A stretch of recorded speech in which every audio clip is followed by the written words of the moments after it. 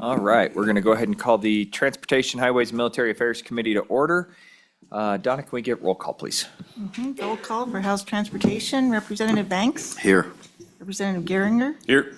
Representative Larson. Here. Representative McCann. Here. Representative Nicholas. Hey, you here? Here. Representative Posey. Here. Representative Tarver. Here. Representative Wiley. Here. Chairman Brown. I'm here. Everyone present, Mr. Chairman. Thank you very much, Donna. Just for everybody that's in the audience today, including those online, we only have two bills scheduled. However, I expect both of them to take a fairly significant amount of time. So what I will ask is everybody that is going to be providing testimony, keep it short, sweet, to the point. Certainly if we're in a position where we're having repeating, testimony or something like that, I may cut you off. We just need to make sure that we can work through both of these bills as we're going through today. The other thing that I will say is we were anticipating First Lady Jenny Gordon being here for this first bill, but unfortunately she was admitted to the hospital this morning, and so she will not be joining us. So please lift her up in your well wishes and prayers. And I just want to make sure that everybody understands that from a chairman's perspective. I greatly appreciate her letting us know that she was not going to be able to make it here this morning, and we do wish her well. So with that, Representative Larson, we have your first bill here. It looks like it is House Bill 341, and we'll go ahead and allow you to present the bill. And if you have any agencies that are partnering with you on this, we'll hear from them as well. Thank you, Mr. Chairman. And members of the committee, House Bill 341 is the Summer Nutrition Assistance Bill. And Mr. Chairman, with your permission, I'd like to give a little background on the bill, go through the bill briefly, and then allow the agencies to come up and explain the administration of the program, how it will be implemented, and how they'll gather the information and qualify for this. This is a bill that the good Representative Chesick, who is here with us today, brought to our attention last year, and which the essence of the bill was part of the Sunbucks, which was a name given to a program that was adopted a couple of years ago to provide nutritional assistance to kids that qualify for school lunches when school's out. They do it through a electronic benefit transfer card, credit card, debit card, I guess would be, or what it is that allows them. I think it's $40 a month per the kid that's established, and it's administered through the SNAP program, which is why the Department of Family Services would oversee it here. And then there's a direct correlation with the Department of Education, who really has an understanding of those who qualify for school lunch in the K-12 model. The important part of this bill is if we put this bill into place, the application process is an annual thing, and the applications are not due until August. So if we pass this, then we would make our application to the agencies, which would be accepted in August. They would review it. If accepted, it would be the summer of 2026 when the first year would be allowed to go through. And that's the way that it's worked. It's been a year off thing. And so once you get it into place, you'd be doing an annual application, and they'd go through that and then the follow. But there's kind of a year lag on that first time up. There's a request in this application for $1 million general funds. It's $1,140,193. That's found on page 4 in A, and on B, and then on C on page 6 is the same amount of federal funds to get the administration and the technology put into place. If we move forward thereafter, the annual or the biannual cost, I think it's annual cost, I'll let Director Schmidt address that, I believe, is around 600,000, because this first is getting the people into place and getting the technology into place. It will require 2 temporary full-time positions in Department of Family Services and 1 at-will employee contract position, which would end on June 30th of 2027. Mr. Chairman, looking at that really is the essence of the bill. And would be happy to answer any questions, but maybe if we had Director Schmidt and Ms. Hamill come up, and I'll step aside and let Representative Chesak up here. They can certainly fill in some of the gaps maybe, and then that might answer some of the questions we have ahead. Yeah, let's go ahead and do that first. Representative Chestick, would you like to come up since this was originally your bill? You don't have to by any stretch, but if you'd like to come up and make some testimony, you're more than welcome to. I think Representative Larson has done a good job of playing the air background, but the director of the investment fund. We will bring them up. Perfect. Ms. Schmidt and Ms. Hamill, if you wouldn't mind joining us up here. I think this might be the first time. No, it's not, because we had you here for the Veterans Home way back in the day. So welcome. Thank you for joining us. If you guys would please introduce yourselves for the record. And it looks like you guys also brought some backup. So you're done, Mr. Larson, Representative Larson. You did all your talking yesterday. You can't do any more today. I can't argue with that point, Mr. Chairman. I truly can't. Representative Larson, yes, sir. Mr. Chairman, you mentioned the First Lady, and I failed to mention that as this bill came to me, one of the requests is that it felt like it really aligned well with what the state has been trying to do on Hunger Initiative and reach that. I think what we have found, and I think Director Schmidt might appeal to that, the most efficient, effective way in getting food to these kids is really through that card. I mean, you can do food banks, you can do bags of jerky at school, you can do whatever, but over the recent times, these cards have, whether, regardless of, we can have personal political feelings on that, but it works. And so with that, Mr. Chairman, I had failed to make those 2 comments. I appreciate that, Representative Larson. You and I both know that First Lady had made this mention to us, but I think it is imperative for the committee and the public to know that that's why we mentioned the First Lady making it down here today, was to lend her support and assistance into helping get this bill up and to this committee and helping to hopefully see it make it out of the committee and out to the floor. Ms. Schmidt and Ms. Hamill. I haven't seen you at all this year, Ms. Hamill. It's nice to see you. Thanks for joining us in Transportation Committee. Thank you, Mr. Chairman, members of the committee. My name is Corin Schmidt. I'm the director of the Wyoming Department of Family Services. Representative Larson covered very well a lot of the request or the reasoning behind this bill. I can speak to more of the technical questions if you have any. But just to kind of speak a little bit more to the point about the card itself. So many of the food programs that are offered to students are only offered during the school year. So what this card does is it makes it more portable where families can access food during the summer without having to go to some sort of centralized location like a boys or girls club. This is about approximately $3.8 million of federal benefit directly to communities through grocery stores, et cetera. And excuse me, it really is just an effective means to be able to, for people to be able to purchase food benefits. It is SNAP-like. It is not the SNAP program, but it is SNAP-like in that it is an electronic benefit transfer. What that means is that those funds go directly from the federal government to the card.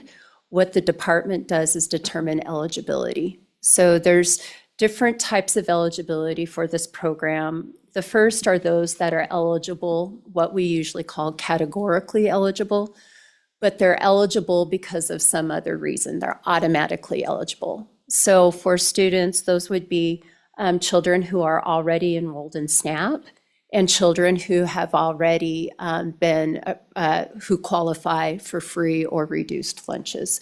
So those two groups of children automatically become eligible for this program. And then we set up an application process for two other sets of children. And those are children who maybe don't go to attend a school that participates in the free or reduced lunch program, or those groups of children that maybe would qualify because, but they are homeschooled or maybe do not access a school otherwise. So it is an eligibility program. There is an application for some of the kids, which is why the request comes in with a price tag for the IT system to help us do that. The two temporary staff would be just that, temporary staff. This is based on experience with a previous program that was offered during COVID, where we had worked through an employment company to be able to bring on somebody to help us set up the program. That proved to be effective because we didn't need those people long-term, but we did need to have that support up front. And then a at-will employment contract, which is more of an employee-like situation. But until we really know the impact of this program, we wanted to keep it as temporary or as flexible as possible. So that's the basis of of the request that's in here to be able to, one, stand up the program, and then to keep it going. And that speaks to Representative Larson's comment about $700,000 a year of ongoing. That's $700,000 ongoing in general fund. There is a 50% match by the federal government on this program. So administrative costs are shared with the federal government 50-50. And with that, Chairman Brown, I stand for any questions or pass it over to my colleague, Ms. Hamill. Committee, any questions for Ms. Schmidt? Yes, Representative Geringer. Mr. Chairman, Ms. Schmidt, thank you for appearing here. I must say I don't know a lot about the different programs here. I guess one of my questions is does this duplicate some programs? You said it's SNAP-like. Would this be a dual benefit on top of anything else, or is this just does this kind of fill a gap? Ms. Schmidt. Mr. Chairman, Representative Geringer, both. So it does the children who already qualify for SNAP, if they are receiving a benefit. Now, we have a fairly low penetration rate, meaning there's a lot more people eligible for SNAP than actually participate in SNAP. So this is eligible for SNAP, not necessarily participating. So and let me kind of back that up a little bit. It's a financial eligibility program. SNAP requires somebody to go apply. We have a lot of people in the state who qualify financially that never apply. So in that respect, it is a gap filler. But in that respect, there are children who are receiving SNAP that would also qualify for Sunbucks, this new program. So in that respect, yes, you would have the same child receiving extra benefit. Vice Chairman Tarver. Mr. Chairman, thank you. Ms. Schmidt, thank you for testifying on this. And I guess I'm going to piggyback off the last question. How would we know if there's people that are qualified for this? And then my original question is, with the new federal administration, do you foresee the funds are still going to be there even if we did pass legislation like this? Director Schmidt. Mr. Chairman, Representative Tarver, to answer the last question first, I don't know. There hasn't been anything that we've received that indicates that this program would go away, but that is a question that I think, the new administration will have to address. Right, yeah. In addition to how do we know, so your first question last, how do we know? That's the partnership with the Department of Education, where we would have to, and we've done this before with them, where they give us information on who qualifies for free or reduced.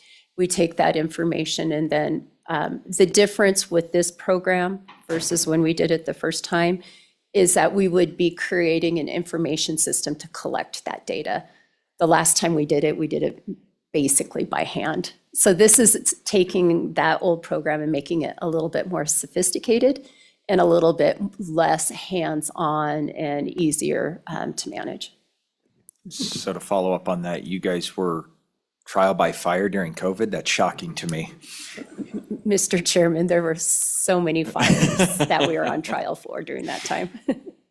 Any more questions for Director Schmidt? Yes, Representative Geringer? Thank you, Mr. Chairman. I guess another question for me is, are there, again, I plead ignorance on a lot of this information, so are there certain foods that are not allowed to be purchased? Are there, what kind of restrictions might there be, or is it kind of wide open on what's available? Director Schmidt? Mr. Chairman, Representative Geringer, for this particular program, Sunbucks, it does rely on the food eligibility of SNAP. So what is allowable for purchase under SNAP would be allowable for purchase under Sunbucks. So if we talk about the SNAP eligible foods, basically it's anything with a barcode. And that eligibility is determined, the food eligibility list is determined by the federal government. The state doesn't have any ability to influence that other than some proposed legislation that requires the department to request a waiver. But that food eligibility list is set by the federal government. Does it include foods as was contemplated in the legislation about the waiver? Yes, it does include things like soda and candy. What we do know is that 40 cents on the dollar is spent on basics. It's spent on bread, milk, cheese, those things. So in any given SNAP dollar, 40 cents of that goes to something that I think we would say is acceptable. So that kind of gives you some frame of reference in terms of what's being purchased. Committee, anything further from Director Schmidt? Representative Nicholas? Thank you. So a couple different questions. How many folks are on SNAP? It would be interesting to know, and how much that turns into on a per child basis, and how many people you expect to be in this program, and how much would that be on a per child basis? And I'm guessing that's probably a twofold question with you and Director Hamel, or Ms. Hamel, so. Mr. Chairman, Representative Nicholas, on any given month, excuse me, we serve about 29,667 individuals on SNAP, of which 16,500 are children. So that answers the SNAP question. On average, those households receive $383 of SNAP benefit. Individuals receive about $181 in SNAP benefit. What was that last one? $181 in SNAP benefits. So that's SNAP. If we kind of move over to EBT, or, Follow up. sorry. And SNAP is 12 months out of the year?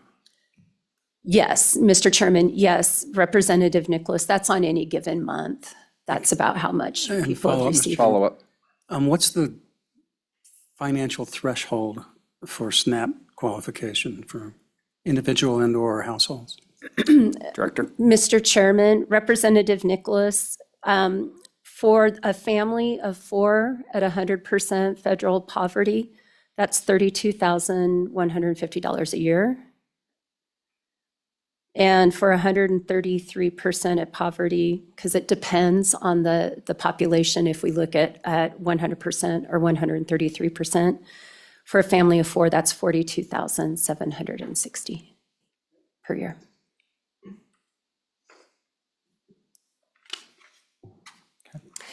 And Mr. Chairman, to answer the question about the Sunbucks program, we estimate about 32,500 kids would be eligible.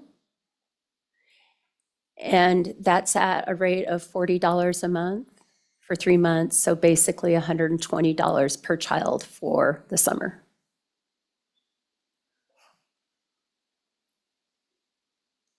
$40 per child per month. Yep, for 3 months, Mr. Chairman. Okay. Thank you, Director. Committee, any further questions for Director Schmidt? Seeing none, thank you very much for that good information. Appreciate that. Ms. Hamel? Good afternoon, Mr. Chairman and committee members. I'm Shelley Hamill with the Wyoming Department of Education, and I'm here on behalf of Superintendent Degenfelder, who's not able to be here. The privilege of being called to the table when you weren't planning on testifying, but then sitting next to someone that knows everything is pretty evident. So we don't really have anything additional to add, except for sentiments from Superintendent that this might be a better interim topic to study more thoroughly to make sure that we understand what we're getting into. Okay. Committee, any questions for Ms. Hamel, even though she wasn't prepared for anything? Thank you, Ms. Hamel, appreciate it. Committee, before we let go of these three witnesses, anybody have any questions left for them? Seeing none, thank you all very much, appreciate it. With that, let's see here, I don't think I have anybody online for this bill, right? Everybody's for the other one. Yep, so what we will do is there any other elected officials that would wish to testify on this bill? Seeing nobody hopping up for that, we'll go ahead and open up this for public testimony. And Mr. Chairman, I did just have somebody online raise their hand. Okay, well, let's go ahead and bring them in after we do in-person testimony. So public testimony is now open for House Bill 341. Mr. Doherty, please introduce yourself and welcome to Transportation.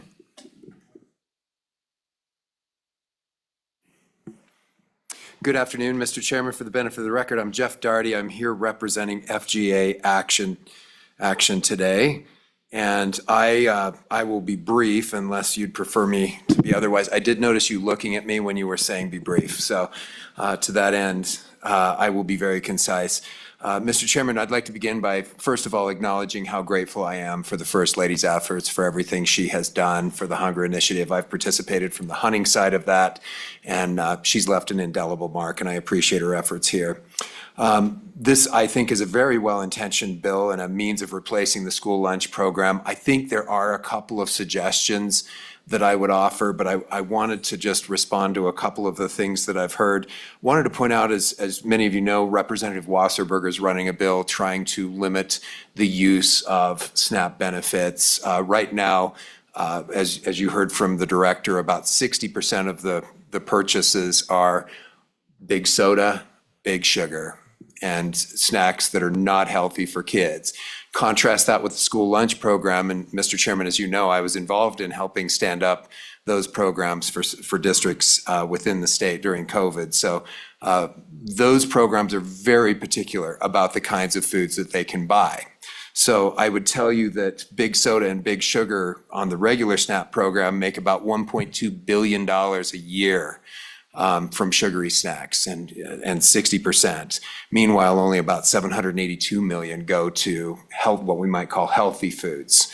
So certainly those companies, Coca-Cola and others, are benefiting greatly by the SNAP program. So I think a couple of things that I would suggest. So my first concern is, as you heard from the previous speakers, I think the future of SNAP is going to be in question with this administration. I think the director was dead on. We don't know what's going to happen, and looking at the interest in budget cuts this year that the legislature is working on, I worry about Wyoming getting left holding the bag at the end of the day. So I wonder if you could consider perhaps adding a provision that terminates this in the event that the federal participation ceases, so that Wyoming's not on the hook. Number two, as I would tell you that the free and reduced program that schools use has a different qualification threshold than the SNAP program. You heard the director speak about the threshold, so I won't touch on those again. But we want to make sure that welfare benefits are going to the people who need them and not to people who don't need them. Welfare benefits need to be targeted. And so I wonder, Mr. Chairman, if you might consider aligning the qualification standard to be similar to the standard that is in place for SNAP today, rather than the free and reduced. Mr. Doherty, got a question here for you. Vice Chairman? Mr. Doherty, I have printed off, and our chairman has it. So, I mean, I assume you're referring to the amendments that you sent me, so some of the members here have it, so anyway. Mr. Chairman, then, that being the case, I will not walk through, and I will tell you that my colleague had to run and catch a flight, so I hope you'll be satisfied with my hollow attempt to answer questions for you. Okay, Representative Larson, please. So, Mr. Chairman, I think those requests seem reasonable to me. I guess my question goes back to Director Schmidt, that do we have the ability to alter the criteria, the qualification criteria?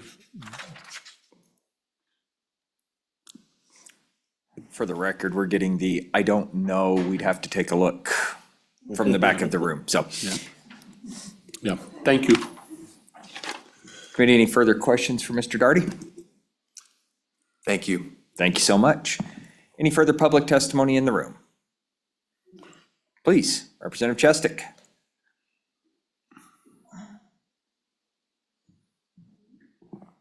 And Donna, if you'll let the person in, if you'll go ahead and start that, and then just have them hold tight for just a few seconds while Representative Chestick goes through his testimony, please. Thank you. I just want to make one comment in response to what a comment that was made earlier about maybe this would be a good interim topic. And I would just like to point out the opportunity cost of that because of the application process and the deadlines. If we put it off into the summer, we lose another year of benefits. We need to get started now in order to put an application in this summer, qualify for benefits in 2026. If we can't put the application in until next year, benefits begin in 2027. So there is an opportunity cost to deferring this to the interim. There could be some guardrails put on perhaps that about pulling back if the program. I'm not sure what the guardrails would be, but I just want to point out that we do need to, if we want to get this going, we've already lost a year because of the fact we couldn't apply for it last year. I just would like to keep the ball rolling as fast as we can. Thank you. Yes, Representative Larson.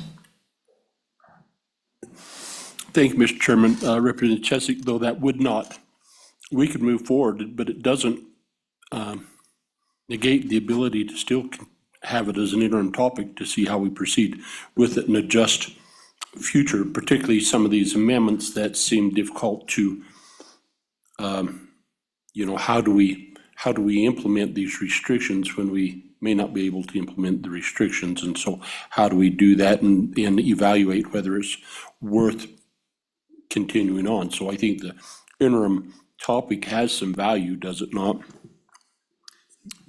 Representative Chestick.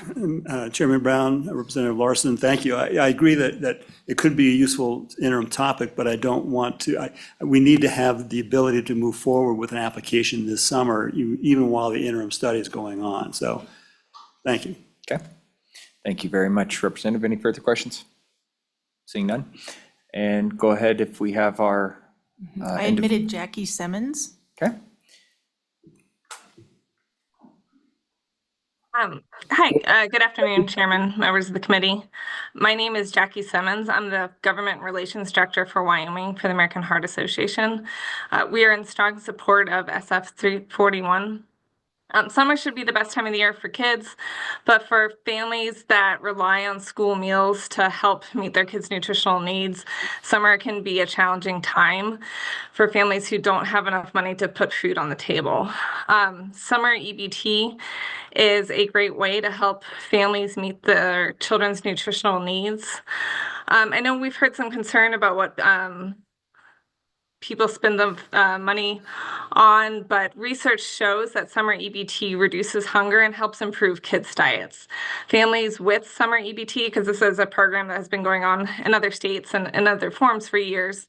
So we have the research to show that SEBT has improved access to fruits, vegetables, and whole grains. I am a mother of 3, and I can attest that kids eat a lot during the summer.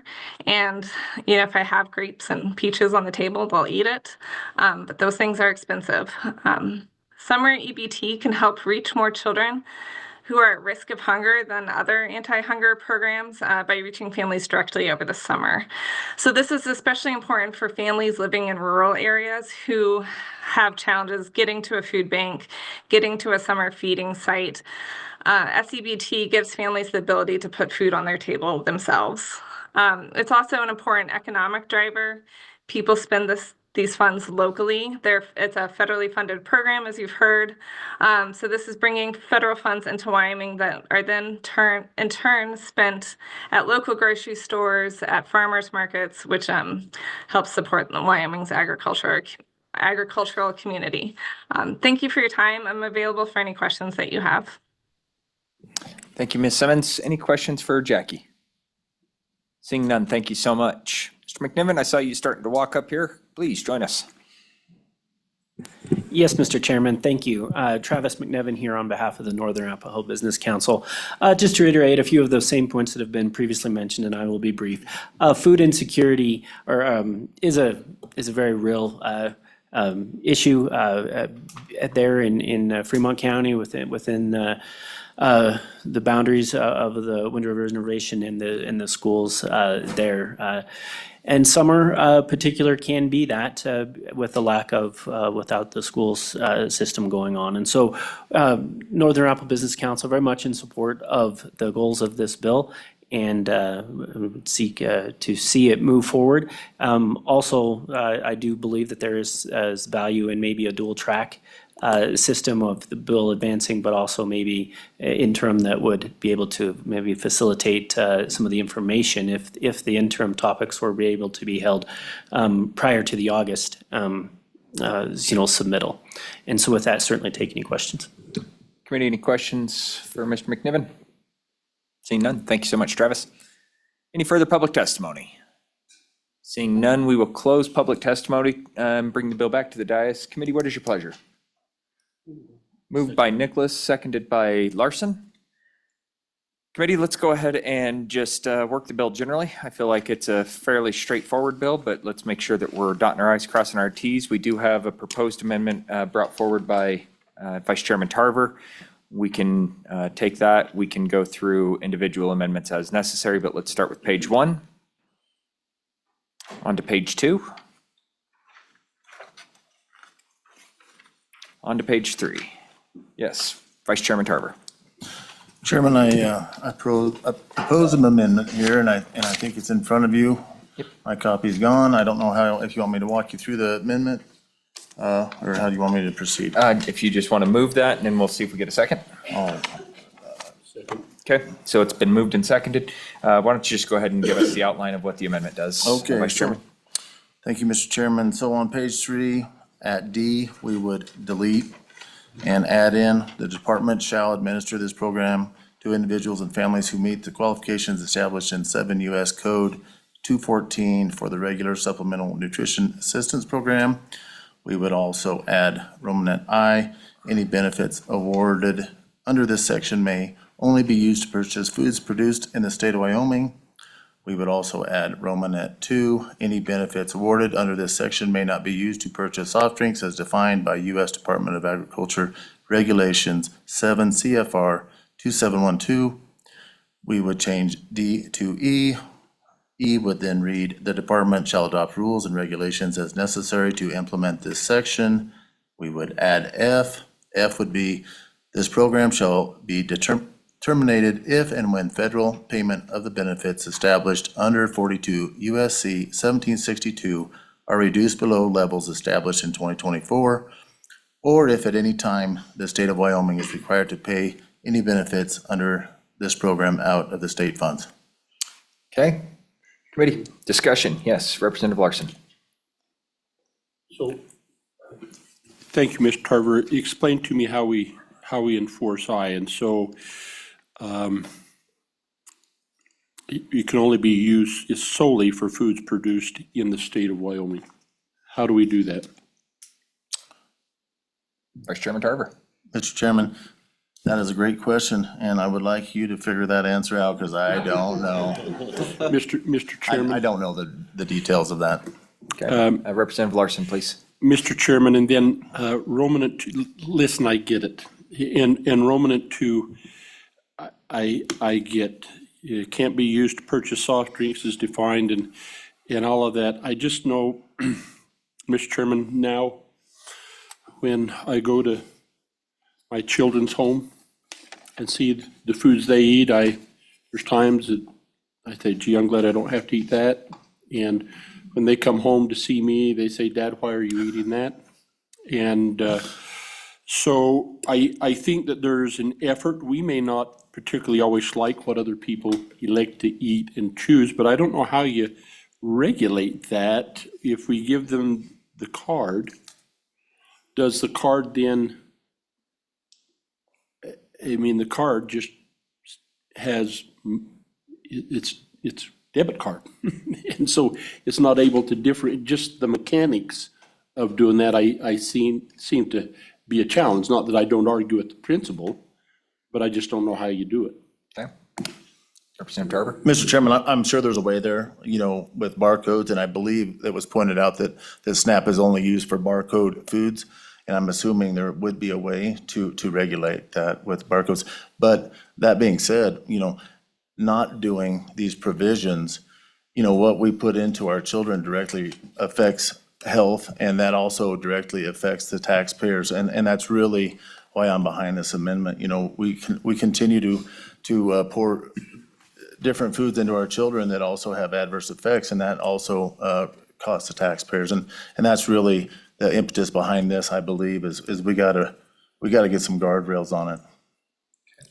Committee? Representative Geringer? Mr. Chairman, I'd like to divide the amendment. Okay. Go ahead. The first division would be letter D, changing D to E, adding F. That would be the first division. So then the second division would be Romanet I, and then a third division, Romanet II. Okay. Let's go ahead and take Division 1 first. Mr. Chairman, I just want to be able to look at these individually, I guess, and I don't have a problem with Division 1, putting in the requirements to meet the qualifications of the US Code, 7 US Code 2014, and the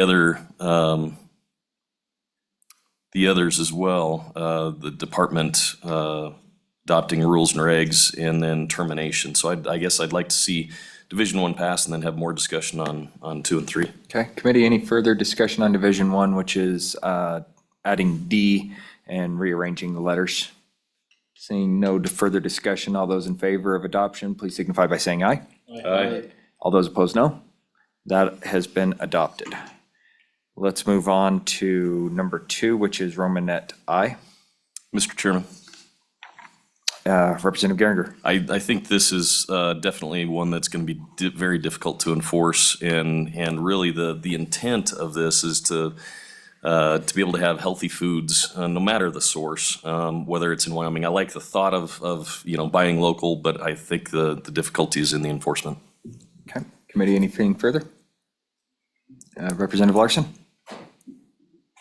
Mr. Chairman, I think we can look at that even on a broader sense too. We don't do that on any other, we don't tell people you can only buy tires made in Wyoming, or that you have to buy nuts and bolts that are just solely made in Wyoming. We have statutes that require products made in Wyoming for construction have preference, but to limit it solely and exclusively to that they're grown or manufactured within the state. I don't know that we've done that. I just think it causes a challenge to enforce.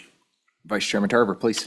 Mr. Chairman, I believe that the reason for this is so it's locally grown, and so maybe there's more controls over the chemicals and what have you, and the preservations that are put on food that are shipped in from who knows where. And I think that was really the main reason to keep it local. So, support Wyoming, and then also have more control over what's going into our children's mouths. Now, as far as, regulating this, you're 100% right.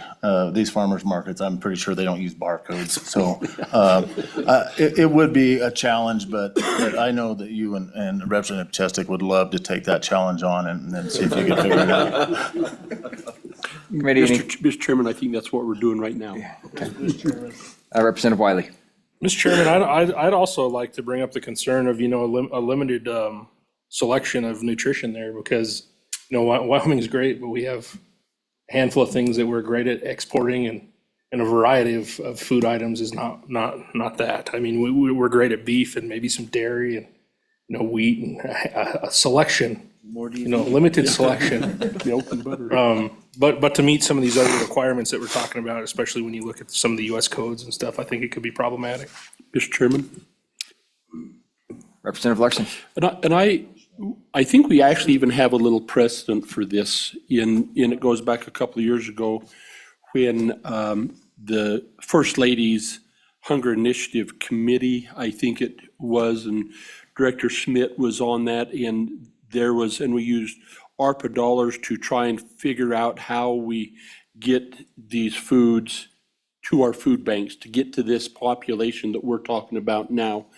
And a lot of that conversation and in some of that produce produced up in Campbell County and other parts of the county, other parts of the state, there wasn't the infrastructure, there wasn't the volume, and there wasn't the ability, I think was the final conclusion, to even satisfy the needs of the food banks. So hence we continue to bring in those out-of-state products. Committee, anything further on this particular amendment? My only thoughts on this is I would actually believe it to be probably unconstitutional. Putting something in there with interstate commerce clause, saying that we can't bring foods across the state line and stuff like that to assist. I can't imagine how you would even begin to try to even enforce that. This committee, as well as the legislature as a whole, has a duty and a responsibility to make sure that we're passing good legislation. And when we sit here and put something like this into potentiality of being enforced, it's almost impossible to enforce. Yeah, it makes us feel good, but the enforcement mechanism is almost not there. And then the other thing I would say is this could completely upend the entire program. And I think it's important to go back and look at the whopping $40 a month we're talking about here. That $40 a month may buy us a couple of sets of eggs from that farmer's market, if we are lucky. You betcha. You betcha. If we get to be heard on the floor, you bet I'll make that. So with that, committee, all those in favor of adoption of Division 2, please signify by saying aye. Aye. All those opposed, no? No. That division has failed. Division 3, Representative Geringer. It was close. Mr. Chairman, this has to do with the ability to purchase soft drinks. And I guess I'm struggling a little bit with the testimony that we've heard. We do have the other similar bill that deals with restriction on certain foods. And so I guess I'm just open to discussion on this and which way we ought to go on this. Representative Larson. Thank you, Mr. Chairman, as am I. I mean, I don't argue 40% kind of makes you open your eyes. I'd say really only that much goes to that and the other 6%. But the bill that's out there really at this point doesn't do anything other than require the director to submit to the department, the feds, that they be able to restrict that. So fine and dandy, if that's successful, this would be in place. And so maybe we say, if the feds change the rules to allow that limitation, great. But right now, the system is what it is. Thoughts? Committee, anything further? Is that an amendment to amend the amendment? Representative Larson, do you want to make that, or do you want to try to bring that maybe as committee of the whole? I would prefer to do that. I would too. Committee, seeing no further discussion, all those in favor of Division 3 signify by saying aye. Aye. All those opposed, no. That division is adopted. Committee, anything further on this bill? If my screen will repopulate here. Back on to, yes, Representative Larson. Before we call question, you know, I get a little embarrassed because I think my life is really, I've never been in a position that I've needed this, Mr. Chairman. And I think that there are a number of times in my life when I've been pretty judgmental and pretty critical when I stood behind people in the grocery line and see what they had in their cart, and then they pay for it with what I always termed food stamps or the like. And but I must confess that as I've gotten older, I've kind of refrained from that because I just haven't walked in those shoes. And I just feel very fortunate in my life that I haven't had to. And I think if there's anything we can kind of do to help these people, and, you know, I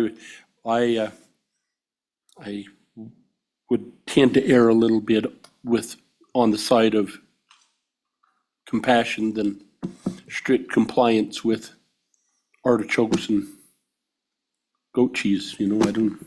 Okay. Committee, anything further? Okay.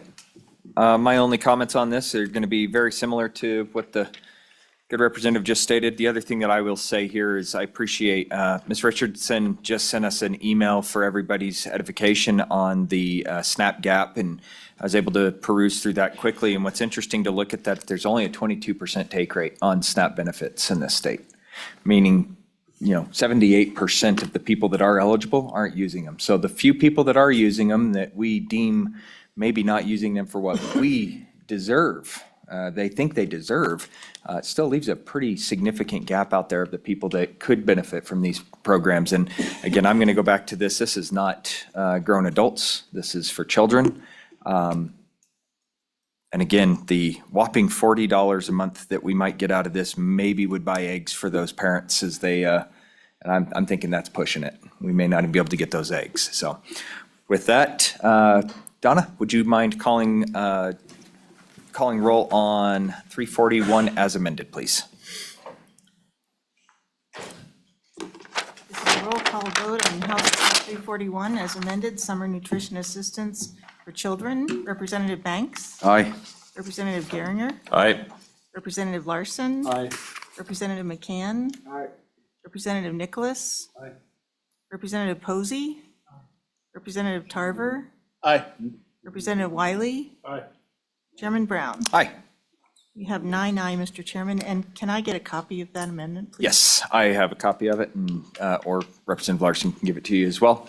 So we will get that over to you, and then Representative Larson and I will tag team this out on the floor if we ever see the light of day on general file. Thank you very much for everybody on that. Representative Harshman, please. Perfect timing, sir. We've got you up here for House Bill 236. Floor is yours. Okay, good afternoon, Chairman and members of the 263, I'm sorry. Thank committee. you, Mr. House Vice Bill Chairman. 263, local water system funding. You received an email from Mr. Mark Pepper, the chairman of the Rural Water Development Association, earlier today. So as we all do before we come down here, we meet with constituents. So I was, the town of Mills had all the Natrona County folks come, and actually we met at their town hall and then toured their water plant located on the North Platte River and talked about some of these issues of water development. You know, my time on APROPS, I'm, you know, pretty well aware of the revolving funds for wastewater and clean drinking water fund. And it was always kind of, they weren't used as much as I thought they should be, because they're really good programs. I mean, it's low interest rate. Many times the loans are forgiven, but they're really not used as much in some of those things. So anyway, all these conversations and so then really that's where the idea to this, with all of us guys listening to this about rural Wyoming and even a little bigger and medium-sized towns. But I think you have all this infrastructure that was really built by our parents, grandparents, 50-plus years old now. And then you got all these towns, with the exception of about 5 towns or 6 towns, have a lot less population than they did 50 years ago. And, you know, I think of my little hometown Midwest, when I was a kid, there was 500 people there, you know, paying water bills. Now there's about 150. And so you got all these kind of things. And so how can you make this work? So really then talking with Ms. Pepper and others in town and folks in the city, just kind of how, some ideas to come forward with this. So this is what this Bill 263 does. Mr. Chairman, if you'd like, I can take you then through the bill, page by page. Absolutely, Representative Hirschman, please. Okay, so creates a program, then this local water system funding program. And so you flip over to page 2, it's got definitions about the board. It's State Loan Investment Board or 5 electeds, and we keep this, that group already does these type of grant programs and their staff for MRG and projects. And then halfway through page 2, it's created to provide financial assistance to cities, towns, and special districts. And as you know, there's 99 incorporated communities in Wyoming, and there's 220 special districts that provide water and wastewater. It's really incredible. You go to some states, they have like 2 systems.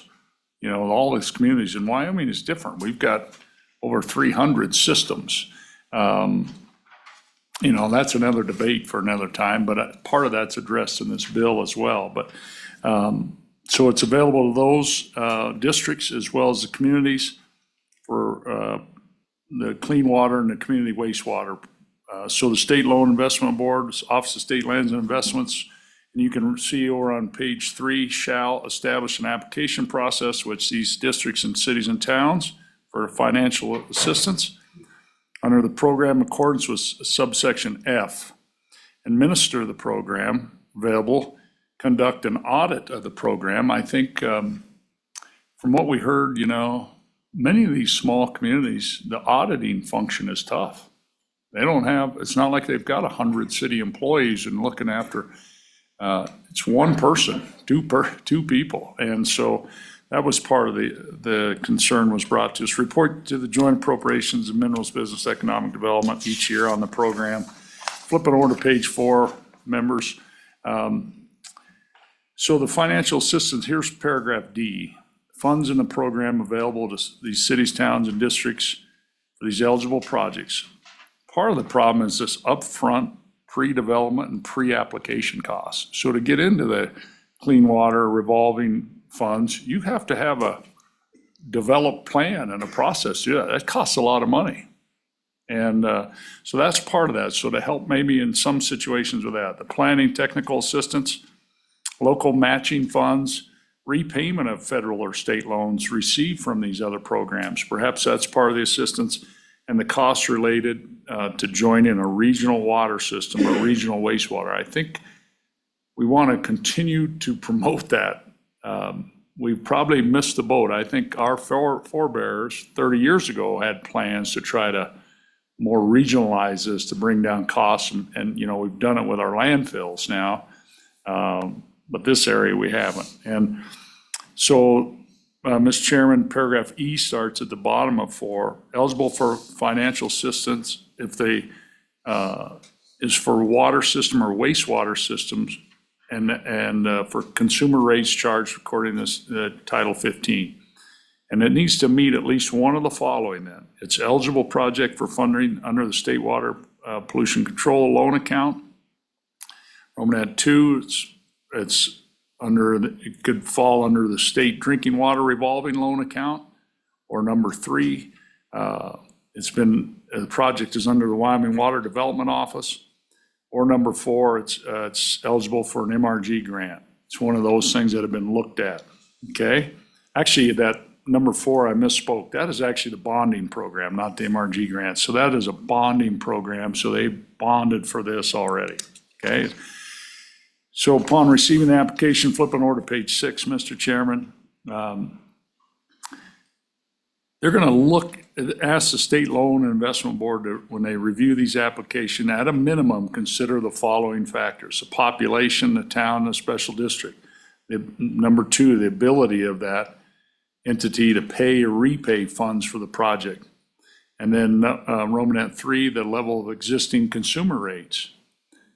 Are you charging enough to kind of, and you know, there's a balance on that. You charge too much, then there's less use, and there's just, it's like all of it. But are those rates in line with what other communities are charging, those kind of things? And it says that in comparison with other city, town, special districts. And then on line 20, Mr. Chairman, members, the ability of the city or town to join a regional system. And then flipping over to page 7, again, this audit piece has got to be part of that as well. Okay, and then paragraph G, receives this assistance, maintain funds for a depreciation account. Many towns do that in special districts. Part of your rate that you pay goes into a depreciation account, so these things, but we'll want to make sure that is done. And then funding the program borrowed under this subsection. And then J, let me go, that was H, J. Here's where the money basically to borrow from the Legislative Stabilization Reserve account, up to 50 million a year. And then as you flip over, Mr. Chairman, to page 8, Title 4 and Section 2 is brought in where we start guaranteeing the 1.25% of the LSRA. And that ensures, because we guarantee 3.75% of the spending policy of the 5%, and the LSRA is not guaranteed. It's usually excess revenue or deposits from the legislature. And this would make sure that that funding goes into that. So that's it. I'd stand for any questions. Committee, Representative Wiley, please. Mr. Chairman, Representative Harshman, you were talking about water, wastewater systems, but the way I read this is just about water. So did you intend to include the wastewater as well? Because I don't think they're all adjoined throughout the state. Representative Harshman. Mr. Chairman, I guess I would ask at what point, I thought it was, I guess on the top of page 5, projects are eligible for financial assistance. Project is for a water system or wastewater system. Just want to, but if there's another part it needs to be, let me know if we missed that, for sure. Representative Wiley. Thank you, Mr. Chairman. Thank you, Representative Harshman. Okay. Representative Larson, please. Thank you, Mr. Chairman. It's Representative Harshman. Over the last decade, particularly with the ARPA funds that came into play, and then as we've seen the IIJA, I think more than anything, it's brought to light the critical need of our infrastructure to be updated or replaced. And we see, for a variety of reasons, and we'll get those people up here to share some history on that. For a variety of reasons, cities and small towns haven't done that. But we had an approach with the IIJA where we set aside some funds in the governor's office that we could use to meet the matching funds for IIJA to get those funds and then do some of these things. And so in my mind, I'm seeing your attempt here may be somewhat similar, because we do have the Clean Water State Revolving Fund and the Drinking Water State Revolving Fund, and we haven't used that. That's been on us for 13 years to use that more. And I think with the most recent, we're seeing even for the next 3 years or so, we even have more coming into that for a variety of reasons. So we've got that there, but meeting that front end component is maybe pushing some of these towns out. So is that what you're saying, is then we allow those towns or those entities access to the LSRA fund to then meet where they could access the larger part of the drinking water funds? Is that what you're trying to do? That might be the record for the longest question ever asked in this committee. Representative Harshman. Okay, good. Thank you, Representative Larson. And there's a lot of history and a lot of context to this, and I appreciate it. And every situation is probably unique, but what was brought to my attention is really on page 4, and it starts on line 9, that can be used by the cities, towns, special districts for these. One of the barriers is the upfront pre-development, pre-application costs. I've heard is a big deal. the planning and technical assistance in some of our small communities. It's a big deal. And those cost a lot of money, which if your number of ratepayers has dropped to 125 households or whatever, or fewer, it's tough. And so, and again, it's this aging infrastructure that was built by the greatest generation, our parents and grandparents. It's getting old. And so I'm trying to look for another way to kind of help us get started and get into that revolving fund, Representative Larson, because it's a good program. It's just not an easiest thing, I think, to get into for some situations. Follow up? Thank you, Mr. Chairman. And so in your conversation in developing this, did you contemplate or bring into that discussion using the grant writing division in the budget part now? Because that seems to fit into that a great deal, that would help with them line out what they're going to need and what programs are available, and then make sure that we're taking advantage of all the programs that are available. Representative Mr. Harshman. Chairman, and I don't think I said that specifically in this bill, but I think that's how that would work, I think. I just think that makes sense, that you kind of get this technical assistance on what avenue to take on this. I don't know if I'm answering that, but thank you. Ready? Anything further for Representative Harshman on this bill? I can tell you, Representative Harshman, from my time at DEQ, that was some of the stuff that I had heard as well, especially with the SRF funds. It takes a lot of time to get started up and get moving. So this is a step in the right direction. I think it's a unique opportunity for us. Our communities definitely are struggling to get some of these critical infrastructure projects up and running. So I appreciate this unique way of getting there. Follow up? But there is the conversation that you alluded to, committee members, that I don't know that we've addressed how to do that, but you take my county, Lander, Fort Washakie, Pavilion, Ethity, Hudson, Riverton, all ought to be on one water system. You could have then you've got redundancy, you've got, and you think, well, that's a long ways. Well, go to Denver, go, and the same with the sewer system. We ought to have that all. We make that stuff go up hills now, and yeah.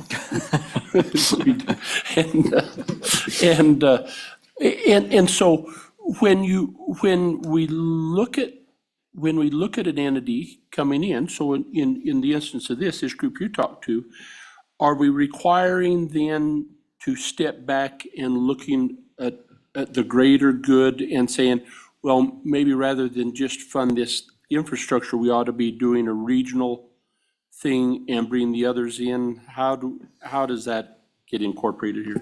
Representative Harshman. Mr. Chairman, I think on page 4, on line 19, I put in there in Roman F5, that costs related to joining a regional water system. And again, this is not a new conversation. 30 years ago, there was a comprehensive study done. You can still dig it out and read it, and proposal of Wyoming to go to a couple regional water systems. I think a state to our east has 2 systems for the whole state. And we've got 300, so I think, and that's a big topic, but I put it in there because I think it's important. And I think we want to encourage that, and that's why it's in the bill. Thank you. Okay. So I'm going to continue on with where I was headed on this. My concern is actually back on page 4, line 16 and 17, and maybe if you can just allude to why we would use our state funds for these communities, because what I'm seeing is a potential possible pitfall here is community goes out, applies for federal funds, see this availability for them, so now they don't have to utilize their funds that they have sitting in their coffers, so they come and apply for this loan, and it says, hey, look, these funds can be used for this. Why are we not using that? It's a slight concern to me that it might be used and abused. I mean, they're an extension of the state at some point, but to me, I also feel like they need to have some skin in the game, and if they just have this $50 million available to them to pay their bills, then they're going to use our money instead of theirs. Thoughts on that?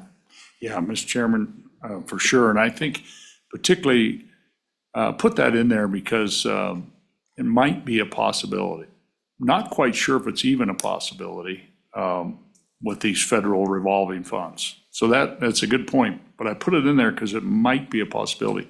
And Mr. Chairman, it would have to be approved. It'd have to be an approved use. And if our state electeds say, no, this isn't right, you got enough money in your account to pay this, then that's fine. But I think you want to have that, I think, as a situation maybe that might be out there that none of us really are aware of.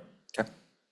And frankly, I think this is a better way than flying around with the MRG money, dropping water tanks here and water lines there. And I just think kind of start getting this thing, have a plan to replace infrastructure instead of us being asked to, fund MRG funding, which has its place, don't get me wrong, but I don't know if it's really a program. It's Appreciate really a that. Band-Aid, yeah, thank Thank you, you. Representative. Representative Nicholas? Yeah, a couple different things. Number one, I think, would you walk through for us in more detail where the money's coming from and where we're taking it away from, right? And then to follow up on your question, it seems to me that if we have there ought to be a priority for matching those federal dollars that are available so we maximize the federal dollars to get there. I don't know if you've thought about language in that regard. Representative Harshman, please. First question, Mr. Chairman. So the 50 million, we classify it as a loan, right, under these annual distributions, but it's, and it'll be an amount, and carries over to page 8, interest that the previously earned on the previous year that the LSRA earned. But to make sure that kind of continues, we don't want to, the LSRA is kind of the hardest working account in state government right now. And I think it's probably at that point where we start guaranteeing that income into it. So that's really where that comes from. So it comes off our investment income in the LSRA. As far as matches, When you say guarantee. Yes, Representative Nicholas, you absolutely can ask a question, sir. When you say guarantee from where? no, Mr. Chairman, working Horstman, through the please. chair.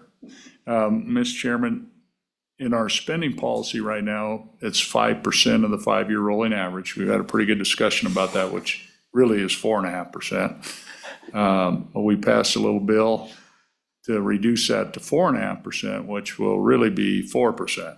But let's just talk about 5, which is the current law. 2.5% is general fund, 1.25% is the strategic investment project account. Those are backed up and guaranteed by the reserve account. So if we don't make 3.75% in 1 year, enough to cover the revenue to go to that, it'll flow out of the reserve account and fill it. That's the way it's worked for decades, and it's worked very well.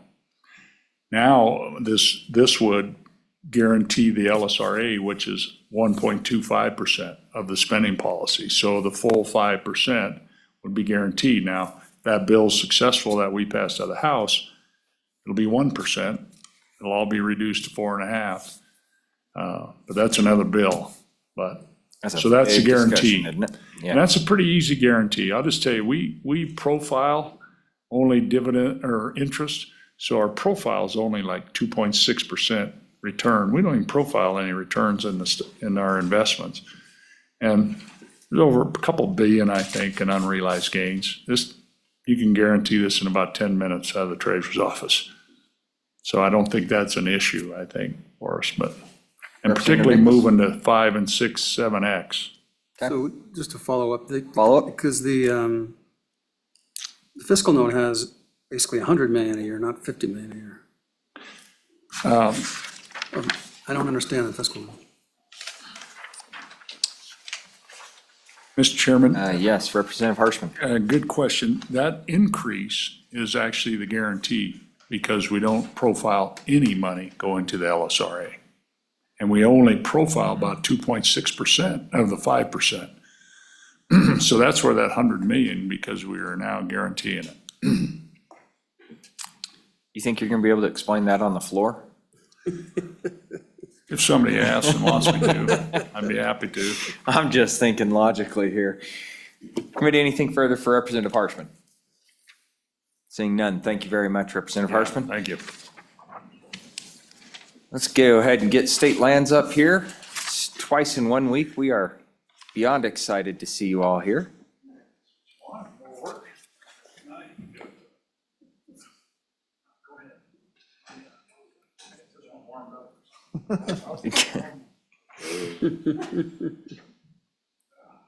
Member Griffin? Ms. Blackwell, Ms. Daring, and Director Crowder, welcome. Thank you, Mr. Chairman, members of the committee. Appreciate this opportunity. My name is Jason Crowder. I'm the interim director for the Office of State Lands and Investments.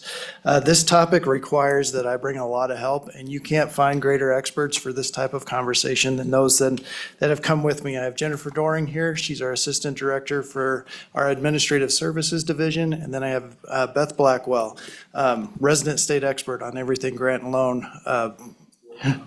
and ARPA czar. What I just wanted to highlight was our contribution to the fiscal note. Obviously, this is a large ask of the office, additional to what we already do. And as Representative Harshman mentioned, we do this all day, every day. But right now, we currently manage over $200 million of grants and loans that are of a similar nature to what we're talking about here with a very small staff. We've just gone through a reorganization. There are 4 individuals in charge of those funds. We add this level of work to us. We added 3 new positions to the fiscal note to be able to adequately absorb this type of work. It's important work, it's good work, but it's going to take some additional lift by our office to be able to do that. So that's highlighted in the fiscal note, and it comes to a total of almost $400,000, and that's salaries, that's benefits, that's the additional equipment those staff members would need over the next couple of years. The bill also requires that we do an audit, and I think that's a very important thing, that we have that audit capability within the office to ensure that these funds are being spent appropriately, we can track them, but that's going to come at a cost of about $45,000. Mr. Chairman, I'm not going to spend too much more time on this bill because these ladies are, as I said, experts. We do know that this is an important need across the state of Wyoming. I think you could probably put almost any amount of money into this and it will be spent. The limits on it will be, or the amount of money that'll be spent will be the limits that you place on it. So these ladies can speak to that. The SLIB board this morning met and awarded over $4.5 million to these types of projects. So these things do come to us continually, but they are limited by the limitations placed on the funding structure. We recognize 2 limits possibly within the bill that these ladies will talk to. The one that I can speak to is the interest rate. We have a lot of folks who want to do work, especially the smaller communities, but they can't afford it as you're talking about in this program. When you put an interest rate on the amount of return back to the LISRA, you're starting to limit the amount of use out of this program. And we don't know exactly what that return rate back to LISRA is. You guys know that better than we do. But when you start getting into interest rates of 2, 3, maybe even 6%, that really starts to limit the usability of these funds going forward. So with that, I'm happy to answer any questions, but would turn it over to these ladies to provide any more detail. Okay, you opened it up. You said you'd answer questions. I apologize for Representative that. Larson. Thank you, Mr. Chairman, but as we've talked about this and over the last, with what we've learned, has there been any talk between you and maybe DEQ or just internally on putting together a strategic plan on infrastructure? And if so, where is that at? And does, Yeah. I see Ms. Blackwell chomping at the bit over here. Mr. Chairman, she is the expert. We should let her answer that. After working with her a couple times in my DEQ career, I can attest to that as well. So, Ms. Blackwell. Thank you very much. Chairman, board members, there hasn't been a discussion like a statewide infrastructure plan, but I can say that the SRF program has talked several times that it would be interesting for the state to create a water policy. You have all these different agencies doing different pots of money, funding water projects. But what is the ultimate goal for the state? You all are talking about regionalization. Well, if that's the goal for the state, then that's what we need to start having all the funding partners pushing. We've changed interest rates within the SRF program to encourage regionalization, you get a 0% interest rate, SRF loan, clean water or drinking water, so sewer or water. We like to say people don't want to regionalize their water if they play football against each other on Friday night. We don't know why that is, but if people understood the economics of scale that they would get by regionalizing, they would jump at the opportunity. The average users per system within the state is 219 users per system. That does not provide enough users, nor does it generate the sufficient revenue to operate a system, let alone save for the rainy days, do maintenance, do emergency repairs. Most of our communities are just barely making it. So they don't have funded depreciation accounts. They don't have any money for emergencies. If something comes up out of the norm, they're coming to the MRG program for emergency funds because they do not have the capability of generating the revenue that it is required to run these systems. We've tried to teach our entities that you need to raise your rates 8% every year, keep up with inflation, because every year it's going to cost you more to run your plant. And if you're not passing that on to your users, then you are subsidizing all of your users.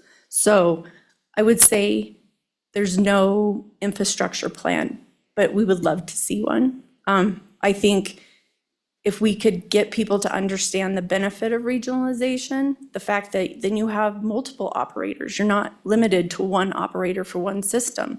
Now you have 4 operators and your operators can take vacations and you're operating at optimal levels. You also get the ability to generate more revenue because you have more people on a system. Therefore, when you have a break somewhere, you're not coming to the state and asking for emergency funds. You're charging the appropriate rates and you have enough users on that system to generate the revenue to take care of the system. So I would say water and sewer systems, they just struggle. And I think sewer systems more so than water systems because the only source of funding for sewer systems in the state is the Clean Water State Revolving Fund. Otherwise, they have to go out to, they could use capital construction loan program through my office, but that interest rate's much higher than the SRF program. The Clean Water program is also funded lower than the drinking water program. So this program would be very beneficial on the sewer side. Another item to talk about is this program would be beneficial and be able help communities leverage the lead service line money that is coming through the drinking water SRF program, because those funds came with only 49% principal forgiveness. What entities, all communities, all water systems will be required to replace all lead service lines throughout their system. And that's expensive. That means on their private side and on their public side as well as the personal side.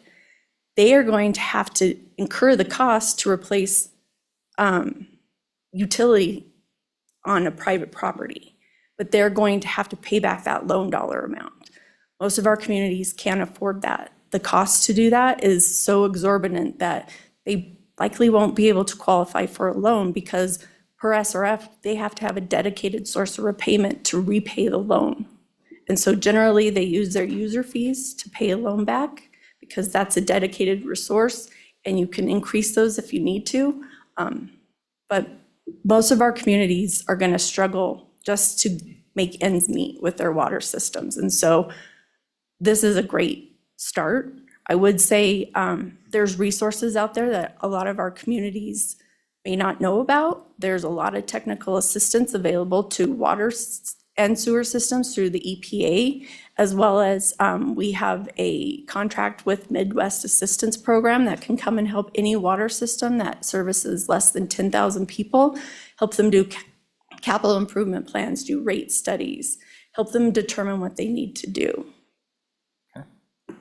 Thank you, Ms. Blackwell. Committee, any questions for Ms. Blackwell? Yes, Representative Posey. Thank you, Mr. Chairman.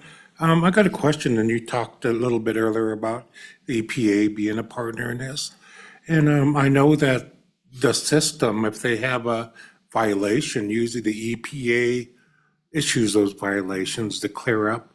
is there a cost or is there a significant cost to the local municipalities or water treatment, excuse me, centers that have a hard time meeting those violations that EPA issues to them? Thank you.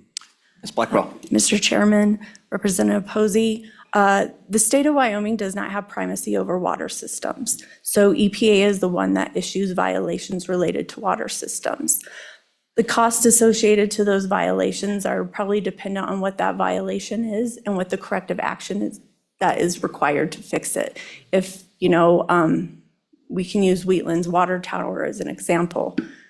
They had violations and the cost to them to fix their violations were expensive. Whereas you can have other people who have a violation because they have a screen that's not the right size or something simple to that point. So it really depends on the violation. I would say the state issues the sewer violations, and I always like to tell people, you want the state to come and help because we come maybe with a dirty letter, but with a helping hand. EPA usually shows up with a dirty letter, a heavy fist, and a nice fine. Representative Larson, and then what we're going to do is turn it over to Ms. Doring if she has anything. And then what I'd like to do is we do have some people online. I'd like to make sure we open this up for the folks that this is going to impact, make sure that we get to hear their testimony as well. Thank you, Mr. Chairman. Beth, I'd like to draw on your experience in administering all those funds in ARPA for water and in sewer, and going back to the conversation on SLIB board when you was evaluating which of those to do. I think in the conversation today, we acknowledged that most communities, small communities, don't have the volume of people to replace or to own and operate. But still, even within that, as you was evaluating, what percentage of the total of our communities were charging fees, water or sewer, that were adequate? And by adequate, it doesn't mean that it funded, but it was to that point that where they should be. And then if you can help us understand, well, I'll follow up. No, I won't, because this is the only question. Thank you. Ms. Blackwell. Chairman, Representative Larson. So let me make sure I say this correctly. With the MRG apps, we reviewed their rates. We kind of compare them, make sure they're sufficient. We look at their reserves, things like that. Through the SRF program, when we vet those applications, we definitely look at the rates because we're depending on those rates to repay those loans. What each drinking water application has to meet is capacity development. And that's demonstrating they have not just the financial capability, but the managerial, the technical experience to run this system. And so every water system that comes to the SRF program has to prove that they have capacity development. They meet capacity development, which means it's a 30-year projection on the revenues and expenses of a system, proving to us that you're a sustainable system, that you are going to be charging the rates that you need to, you're going to increase them when you need to take care of things. I would say on average, it's hard to put in, I would say probably 50% of our communities, if not more, need to raise their rates. We have many communities that have rates from 5 years ago. They're not reviewing them annually. They're not adjusting for inflation. And so it's really running a water or sewer system is running a business. If you're not running in a profit, you're not doing it right. Thank you, Ms. Blackwell. Ms. Doring, do you have anything that you'd like to add today? Mr. Chairman, at this point, I don't have anything else to add to what the interim director and Beth had elaborated on. Okay, thank you. Committee, yes, Representative Posey, please. Yeah, Mr. Chairman, a very short question. And does some of these funds, would they be utilized for training in terms of certification of water system operators? You know, I know some of these smaller communities, these rural communities, borrow water operators from another municipality or whatever. So thank you. Ms. Blackwell? Mr. Chairman, Representative Posey, the SRF program is going to help fund the certification program through DEQ. So while these funds that we're discussing today, I don't think would be used for that, SRF funds are being used for that program and too. Yes, sir. Okay. Thank you very much. Appreciate you guys being here. Appreciate you guys coming in front of transportation for the second time in a week. All right. Do we have anybody in for public testimony here? Mr. McLaurin, please.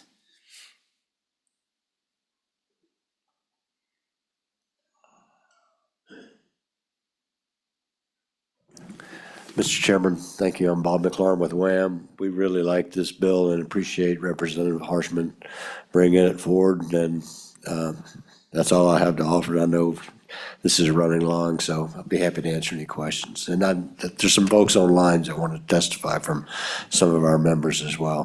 Thank you. Appreciate it. Thank you very much, Mr. McLaurin. Any questions for Mr. McLaurin and WHAM?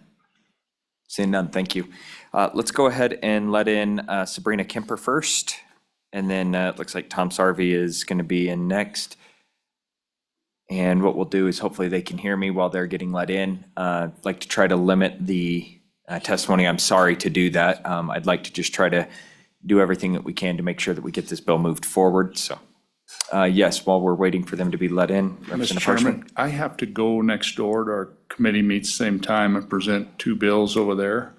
And I just want to, I'll be able to bounce back and forth, I think, but I just, again, on the money piece about this, I think, when the Permanent Mineral Trust Fund was first conceived and developed, part of the idea was to invest in ourselves, not just Wall Street and so the public purpose investment piece is set up in the Permanent Mineral Trust Fund, PPIs, legislative designated investments. And I could have went that route and borrowed money from the corpus or the reserve account, but I chose instead to really invest this money off of money we've made. And I think is a better way on this. So really, that's how it gets paid back. It gets paid back with our investment income. And so, and maybe the folks here can tell you, I think it's over 2 billion is the amount out there that's needed. I mean, but you're not going to solve it by ignoring it. We got to start chipping away at it a little bit. And that's the idea. So, You're good to excuse me if go. I'm wrong. Thank you very much. Appreciate it, Representative Harshman. Ms. Kemper, thank you for joining us. Thank you, Mr. Chairman and committee members. Thanks for having me today. I'm Sabrina Kemper. I'm the Community Development Director for the City of Mills.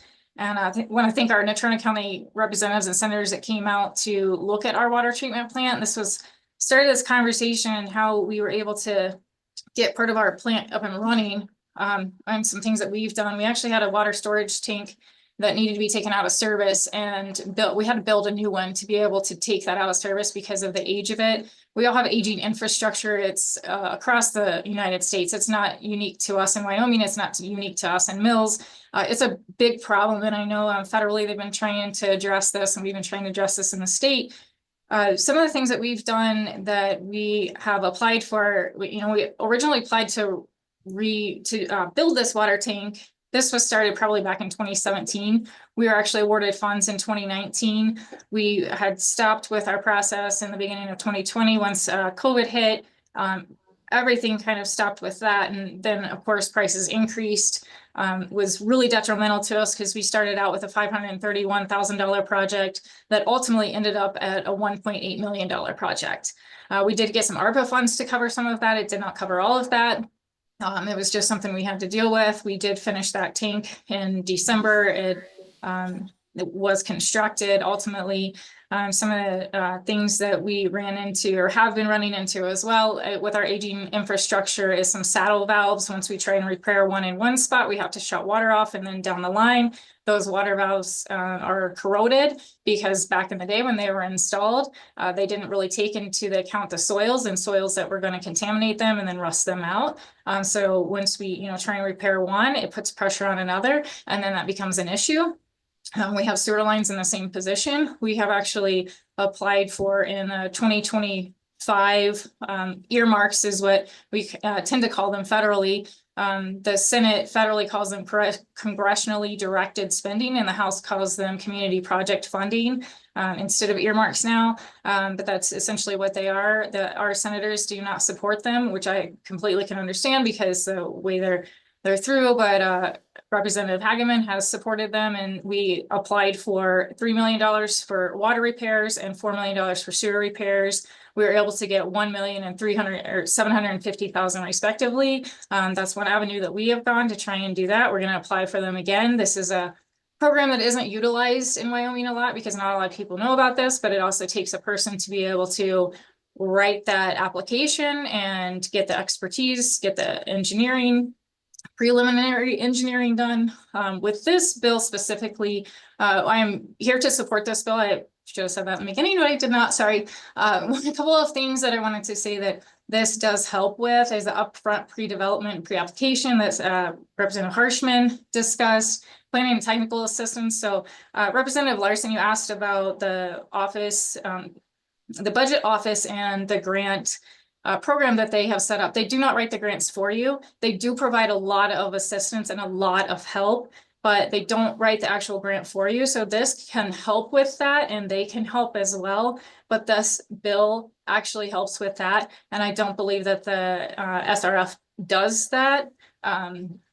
And then another thing I wanted to kind of address is joining the regional water system. I don't believe anything else in the state actually addresses that. I don't know if that's right for us. I don't know that it's not. I do know that we have a plan from water treatment plant that was from May of 2012. So it's in need of being updated as well. And I would stand for any questions. Thank you, Ms. Kemper. Committee, any questions for Ms. Kemper or the City of Mills? Seeing none, thank you so much. Then it looks like we have Mr. Sarvey. Tom? Welcome to the Transportation Committee. Appreciate you joining us remotely today. Thank you, Mr. Chairman and members of the committee. I am Tom Sarvey. I'm representing the City of Rawlins. I am the city manager for the city. Our number one challenge in Rawlins by far is our water system. The City of Rawlins gets their water supply from about 30 miles to the south through the Sage Creek Springs, where it's captured in spring boxes and then transported to town. Much of our infrastructure was put into place right about the turn of the 19th century. So we still utilize wood stave pipelines up in our basin, and our transmission line and just all of our infrastructure is aged to the point that we are in a crisis. It's to the critical point to where a couple years ago, March of 2022, we had water breaks and we actually lost water to the town for about 5 days, in which we could not supply water. Over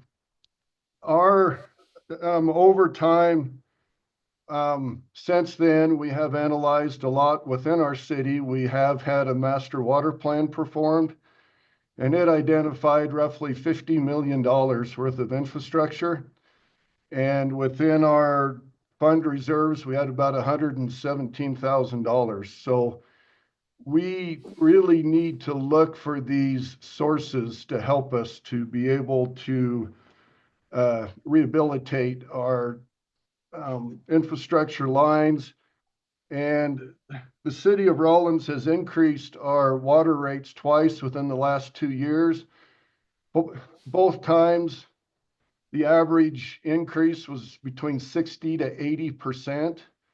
So we are to the point now to where our water rates have outgrown the ability for many within our community to pay the water rates. But we are trying to save resources so that we can be able to start on these projects.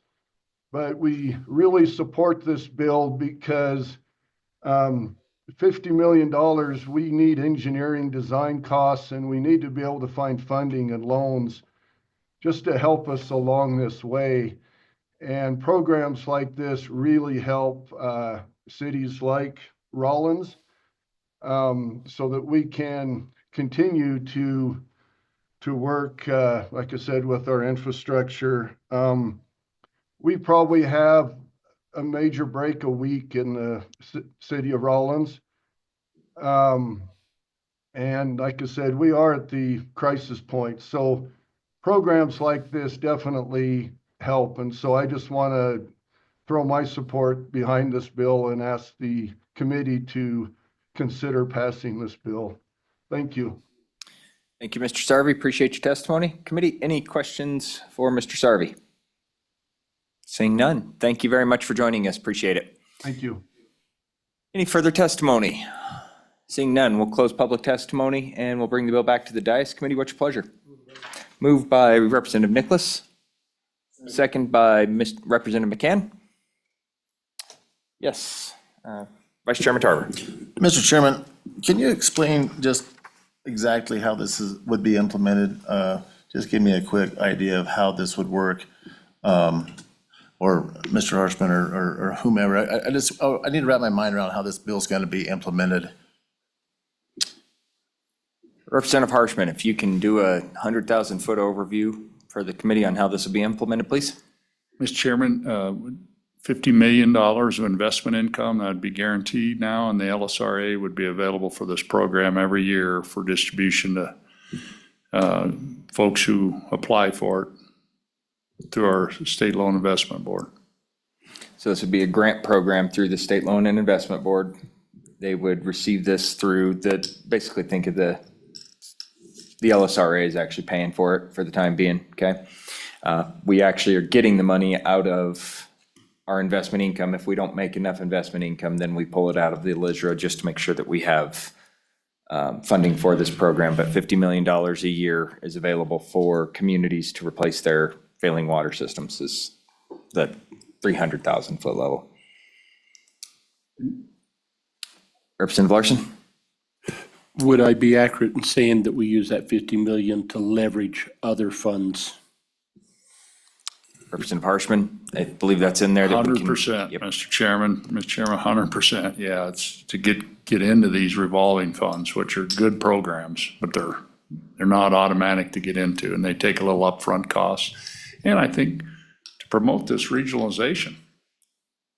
Folks, we're not going to solve that problem either overnight. I mean, it's been attempted throughout our statehood, but I think if we can incentivize it, that's a good thing. I think we just redraw boundaries and stop making them play football on Friday nights. Representative Tarver? Mr. Chairman, so as of right now, there's no way for these folks to access monies and this would just give them more access, or they have no access right now, and this is an opportunity. Just a little more clarification there. I think the easiest way to say it, and I'll have Representative correct me if I'm wrong, but problem is right now is in order to get into these SRF loans, you've got to have some pretty technical background. You have to have some pretty strong, basically application paperwork. And as you heard from a couple of the towns that were here, detailed engineering drawings, those types of things. In some of these smaller communities, they just don't have the money to do that, right? They don't have the money to go out and hire a Terracon or any of these engineering firms to put this together. This money would be leveraged to pull those pieces in, help them get this information in so then they can apply to the SRF and get into those programs where there is money available to them. So unique solution to a very Wyoming problem. So I appreciate it. Committee, any questions on the bill? Any amendments? Instead of working the bill, I think we've gone through this one. Representative Harshman, any final words? It's using our permanent trust fund to invest back in our state. So that's the idea behind it. So thank you. Okay. Mr. Chairman? Yes. So Representative Nicholas? I think if we could actually get this bill to the floor, the most important thing, because we kind of know where it's headed, but we have to have an open public conversation about what the problem is and how we're going to fix it. And the way we're not doing enough now for our communities. So this is just another door to do that. It'd be a really good opportunity for this committee when this bill potentially makes it to the House floor. Have everybody that heard this testimony, went through this, understands what we're talking about doing here, hop up to the mic and try to explain to your neighbor sitting at your desk just exactly what we're trying to solve here. Representative Larson? So, Mr. Chairman, with that, and we talk about what do we do, and I've been sitting here trying to think, okay, where does this land to further have this conversation about the state? But we've got contractors, engineers, attorneys, public utilities, tribal members. I would really be excited to consider this as an interim topic on how we address this infrastructure, transportation, if you will, and develop a state plan to do this. And it fits as well here as it does in any other standing committee. So I would just throw that out there for you to chew on, Mr. Chairman. Representative, you just took the words right out of my mouth. I actually have them written down right here, infrastructure. I would like to potentially see the committee name changed on this from Transportation and Highways to Infrastructure and Military Affairs, because I think that's something that we've hit a few this year around, so. Again, it's lovely to have two former appropriators that love to have their fingers in everything. So with that, Donna, can you please call roll on House Bill 263? A roll call vote, House Bill 263, local water system funding. Representative Banks? Aye. Representative Geringer? Aye. Representative Larson? Aye. Representative McCann? Representative Nicholas? Pardon, was that an aye? Okay. Representative Posey? Representative Tarver? Aye. Representative Wiley? Aye. Chairman Brown? Aye. We have 9 ayes, Mr. Chairman. So both these bills will be re-referred. Does this not have an appropriation? I don't think it needs a re-referral. If you don't have an appropriation in there, then I It's will a not re-refer. Fund transfer kind of thing through investment, so I don't think it's a. If I don't see an appropriation, I'm not re-referring. So with that, you have 9 of your cohorts here that we're going to back you up on the floor. So thank you, Representative Harshman. And we are adjourned.